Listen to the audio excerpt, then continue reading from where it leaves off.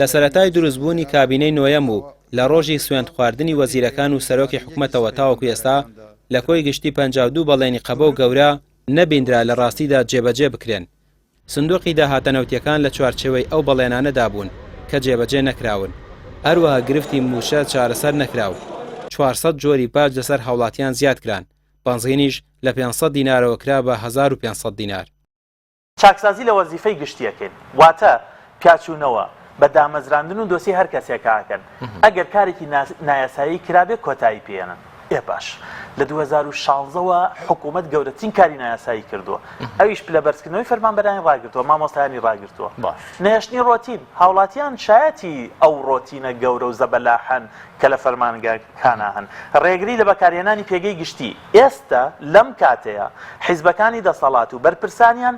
زۆر زیاتر لە کابینەکانی پێشوو پێگە و پلە و پۆستی خۆیان بەکارێنن بۆ بەدەستێنانی ناڕەوە بۆ پچڕینی زەوی نایاب بۆ خۆیان و هەزاران زەوی هەر لە ناو سلێمانی دابشکران ڕوبەڕووبوونەوەی گەندەڵی ئێوە هەموو خەڵکی کوردستان ئەزانن کە دۆسیی ڕوبەڕووبوونەوەی گەندەڵی هەر تەنها بانگەشەیە و هیچ هەنگاوێک نەچۆتە پێش ئەم بەڵێنەیان زۆر گەورەیە شەفافیت لە داهات و خەرجی لە ناو شەفافیت لە داهات و خەرجی نووسیویانە چی سندوقی کوردستان بۆ داهاتە نەوتی و گازیەکان دروستەکەی و هەمومان ئەزانین تا ئێستاش داهاتی نەوت و گاز بە ناشەفافی نادیاری ماوەتەوە و نەشیان توانی سندوقەکە دروستکەن و بەڵێنیاندا سندوقی خانشینی دروستکەن چونکە ئێستا ئەو زەحمەتە زۆرەی خانشینانەی کێشن بەشێکی هۆکارەکە ئەوە نییە تەنها پارە لە بانقەکانانە بەڵکو یەکێک لە هۆکارەکانەوەی خانەنشین دڵنیان نییە لەوەی کە ئەگەر ئەمڕۆ نەچێت سبەینێ موچایە لە بانقەکەیە چاکسازی لە کەرتی تەندروستی ڕۆژ بە ڕۆژ کەرتی تەندروستی پاشەکشەیەەکە ئەسڵەن هێندێک نەخۆشخانە بە نەخۆشخانەی گشتی و حکومی نەماون خزمەتگوزاریەکانیان وەکو کەرتی تایبەت بە پارەیە بە ناوی سیستەمێکە نیمچە تایبەتە سیمی پراڤێت کە لە کابینەی پێشوشە بوو لەم کابینەیە زیاتر کرا ئەم بوارە چاکسازی لە باج لە باج نەوەکو چاکسازیتیان نەکرا بەڵکو باجی نایاسایی سەپێنرا لە کاتێک هەبەپەی دەستور نابێ هیچ باجێک بسەپێنرێ ئەمە قسەی خۆمان نییە. بەپێی هەڵسەنگاندنی پەرلەمانتاران بۆ بەرنامە چاکسازیەکەی حکوومەت دەرکەوتووە لە 80% کارنامەکە جێبەجێ نەکراوە کە ڕەنگە ورد بکرێتەوە لەگەڵیان زیاتریش بێت جگە لە ئاسی ناوخۆ ڕۆژنامەنووسان دەڵێن پێگەی کورد لە دەرەوەش لاواستر بوو ومێدەکان بۆ کابینەکە بوون بە گوڵێکی هەڵوەری و تا ئەم کۆمەڵ قەیرانە لەم کابینەیە بە بەردەوامی هەبوو هەتا ئەم دەقیمنت و قساکەین هیچ کەم لەم قەیرانانە چارەسەر نەکراون هەر ئەمە بەسە بۆەوەی بڵێن ئەم کابینەیە سەرکەوتوو نەبوو یان شکستی خواردووە مەسەلەن